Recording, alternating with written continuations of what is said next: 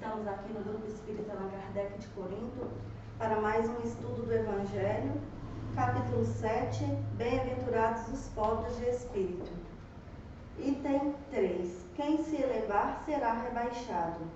Naquela hora, chegaram-se a Jesus os seus discípulos, dizendo: Quem é o maior no reino dos céus? E Jesus, chamando o menino, o pôs no meio deles e disse: Na verdade vos digo que, se não fizerdes como meninos, não entrareis no reino dos céus. Todo aquele, pois, que se humilhar e se fizer pequeno como este menino, esse será o maior no reino dos céus. E o que receber em meu nome um menino como este, a mim é que recebe. Mateus capítulo 18, versículo de 1 a 5. Então se chegou a ele a mãe dos filhos de Zebedeu, com seus filhos, adorando-o e pedindo-lhe alguma coisa. Ele lhe disse: Que queres? Respondeu ela: Dize a estes meus 2 filhos que se assentem no teu reino, um à tua direita e outro à tua esquerda. E respondendo, Jesus disse: Não sabeis o que pedis. Podeis vós beber o cálice que eu hei de beber? Disseram-lhes eles: Podemos. Ele lhes disse: É verdade que haveis de beber o meu cálice, mas, pelo que toca a terdes assento à minha direita ou à minha esquerda, não me pertence conceder-vos. Mas isso é para aqueles a quem meu Pai o tem preparado. E quando os 10 ouviram isso, indignaram-se contra os 2 irmãos. Mas Jesus os chamou a si e lhes disse: Sabeis que os príncipes das nações dominam os seus vassalos, e que os maiores exercitam sobre eles o seu poder. Não será assim entre vós, mas aquele que quiser ser o maior, esse seja o vosso servidor. E que o que entre vós quiser ser o primeiro, seja o vosso escravo. Assim como o Filho do Homem, que não veio para ser servido, mas para servir, e para dar a sua vida em redenção de muitos. Mateus, capítulo 20, versículo de 20 a 28. O que esse item vem dizer aqui, né? Que essa mãe veio pedir a Jesus que os filhos dela se assentassem, né, à direita e à esquerda de Jesus. Jesus respondeu, né, que ele não poderia permitir que aquilo acontecesse, porque não depende dele, porque não depende de Jesus, né, dar aquela permissão, porque aquela permissão é concedida de acordo com a vontade de Deus. E qual é a vontade de Deus? Né? Que aqueles filhos ali tivessem condições de estar sentado à direita ou à esquerda de Jesus. E como seria essa condição? Quais seriam, né, as referências para essa condição? Seriam, né, ter essa postura aqui que Jesus disse, né, de ser o servidor, de servir, porque aquele que se eleva será rebaixado, porque o que se eleva, ele se coloca na condição de superior. E Jesus veio dar um exemplo aqui, que aquele que se coloca na condição de servo, que se coloca à disposição do trabalho, da boa vontade, da humildade em relação ao próximo, esse sim terá, né, um assento ao lado dele, do Filho de Deus. O Filho que veio à Terra e tem uma evolução maior. Então, para nós, espíritos encarnados, né, para os filhos de Zebedeu naquela época, se assentarem ao lado de Jesus, eles precisariam sim ter uma evolução melhor, ter uma humildade, um desenvolvimento, né, já da humildade. Então ele responde aqui para os apóstolos, né, que essa é a condição de vir, né, de estar, né, na condição de encarnado como servos, né, como trabalhadores do Cristo, né? Isso aqui é o que o Evangelho, né? O evangelista Mateus vem nos dizer. Continuando aqui o Evangelho. E aconteceu o quê? Entrando Jesus no sábado em casa de um dos principais fariseus, a tomar a sua refeição, ainda eles o estavam observando. E notando como os convidados escolhiam os primeiros assentos à mesa, propôs-lhes esta parábola: quando fores convidados a alguma boda, não te assentes no primeiro lugar, porque pode ser que esteja ali outra pessoa, mais autorizada que tu, convidada pelo dono da casa, e que, vindo este, que te convidou a ti e a ele, te diga: dá o teu lugar a este, e tu, envergonhado, vás buscar o último lugar. Mas quando fores convidado, vai tomar o último lugar, para que quando vier o que te convidou, te diga: amigo, senta-te mais para cima, serviste a isto então de glória, na presença dos que estiverem juntamente sentados à mesa. Porque todo o que exalta será humilhado, e todo o que se humilha será exaltado. Lucas, né, capítulo 14, versículo 7 a 11. Nessa passagem, continuando, né, Jesus nos dando os ensinamentos, né, do desenvolvimento, né, das virtudes. Porque, ao contrário do desenvolvimento das virtudes, tem os vícios, né, os vícios morais, que é o orgulho, que é a vaidade, né, que é a vontade de ser melhor do que os outros, que se engloba nessa questão de o orgulhoso, ele se acha melhor, ele se acha na condição de sentar no primeiro lugar, né? Aí Jesus disse: se for convidado, senta no último, para que o amigo o convide para sentar mais perto, porque se você dá um espaço para o outro, né, para o convidado ali do dono da casa, mas a de sentar pertinho dele, você não vai tomar o primeiro lugar, você vai para o último lugar. Então, o que Jesus vem dizer aqui é que nós nos colocamos na condição de ter, né, sermos convidados pelo dono da casa. Quem é o dono da casa? É Deus. Quem é o arquiteto dessa casa, que é a terra? Jesus. Que nós possamos, né, nos colocar na condição de convidados especiais. Como assim? Através da eliminação dos vícios, através da eliminação do orgulho, através da nossa melhora, da nossa reforma íntima. Essa reforma é feita individualmente. Por isso que devemos todos os dias, né, nos colocar, né, na condição de último, para que um dia nós sejamos o primeiro. O que significa isso?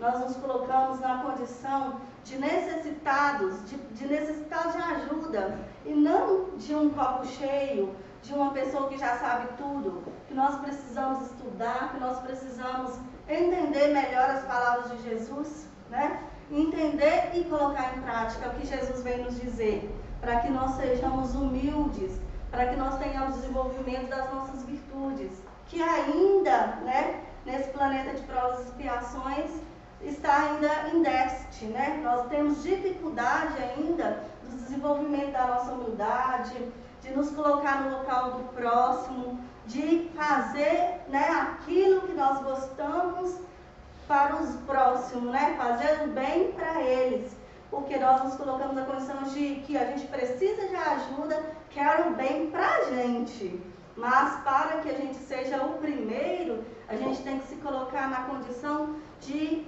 servidor, de ajudar o próximo, de estender a mão ao próximo.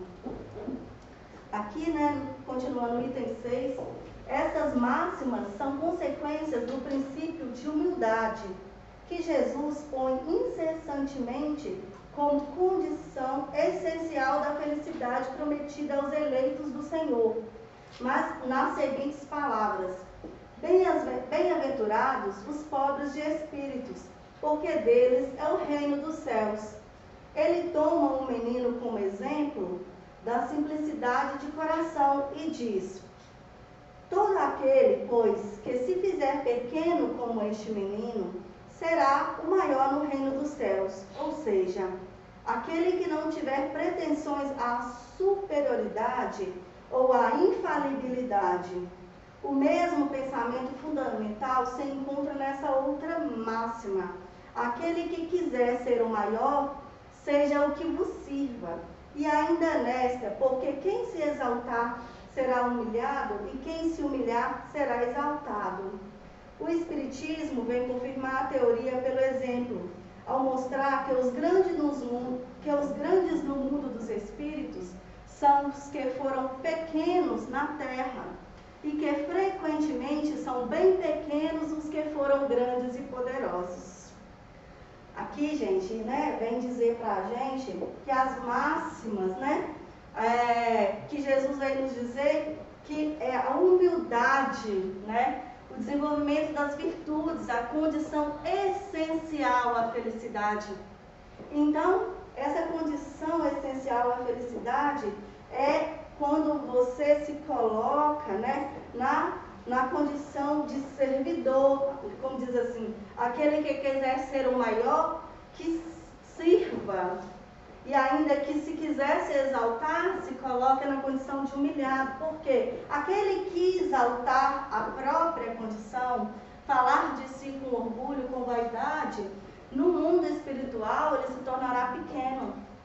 E aquele pequeno, humilde, aqui na terra, né, que não se mostrou, que não se colocou melhor que os outros, no mundo espiritual, ele será exaltado. Por quê? Porque ele se colocou na condição de servidor, né? Ele se colocou na condição de necessitado, com resignação, sem revolta.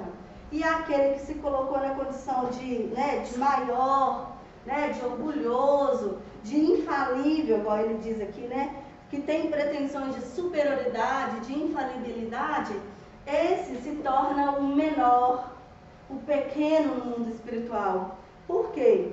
Porque no mundo espiritual, onde, né, a consciência do espírito se dilata, o que prevalece são os bens morais, o que foi feito de melhor para o próximo. E quando a vaidade falou muito alto, em que a pessoa se colocou na condição de infalível, de melhor, né, de que todos têm que servir a ele, e que ele precisava, né, de colocar o outro em situação difícil, esse terá um lugar muito, muito triste, né? A palavra é essa, onde a consciência vai cobrar, onde as dificuldades vão vir na mente dele, porque perdeu muito tempo, né?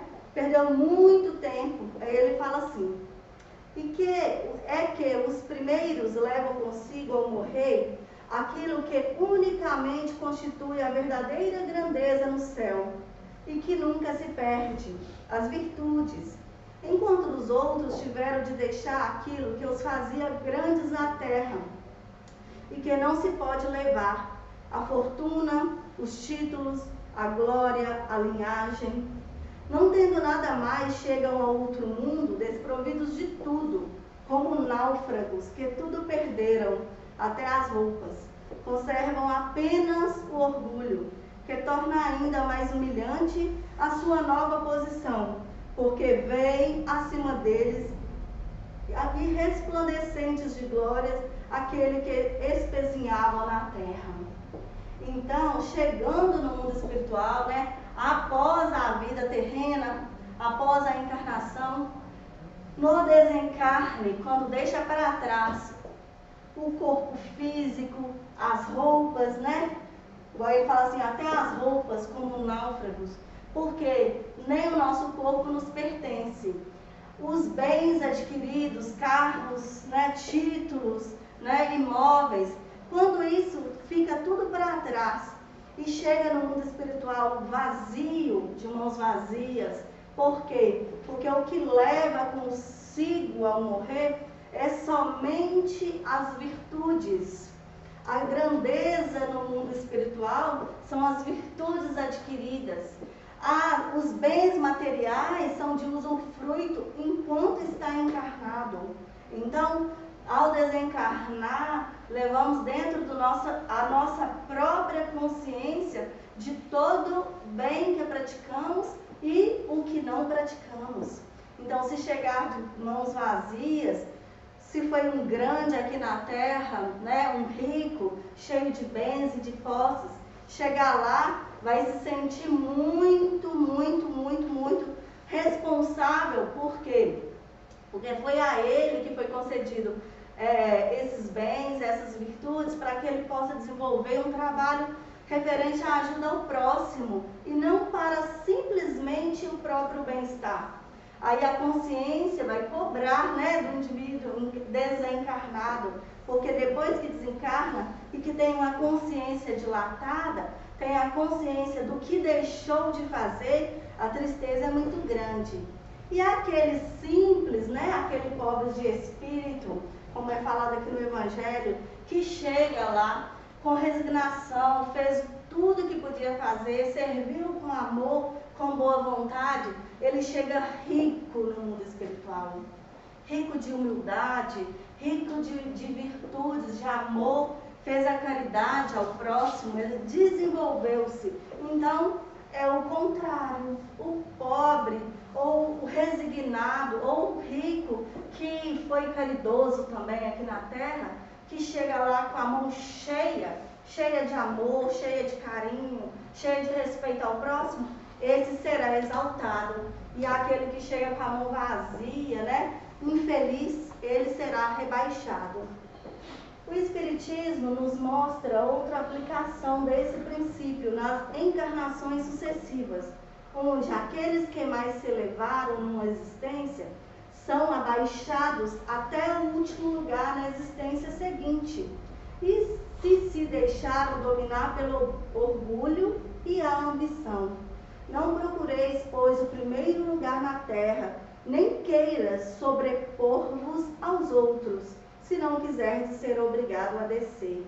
Procurai, pelo contrário, o mais humilde o mais modesto, porque Deus saberá vos dar um mais elevado no céu, se o merecerdes. Então, tudo é conquista individual do espírito encarnado, e quando desencarna, ele vai levar e ter merecimento individual do que ele fez, né, para si e para o próximo. Se ele aprendeu a amar e desenvolver o amor, ele terá um merecimento, né, de coisas boas. Se ele aprendeu a ser orgulhoso, a ser egoísta e não desenvolveu a virtude dentro de si, ele levará somente tristeza. E aqui diz, né, o Espiritismo diz do princípio da reencarnação, da possibilidade de vidas sucessivas. Então, uma próxima reencarnação terá uma nova oportunidade, porque a justiça de Deus, né, ela se faz presente, e essa oportunidade vai dar, né, a possibilidade de ressarcir.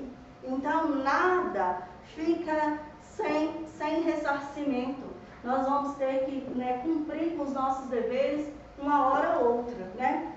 E que nós possamos, né, ter merecimento, né, através das nossas atitudes, de estar, né, à direita ou à esquerda, né, de Jesus, ser um trabalhador de Jesus. Que Jesus possa nos abençoar, né? E que, se os irmãos tiverem alguma dúvida, coloquem nos comentários. Que Jesus nos abençoe.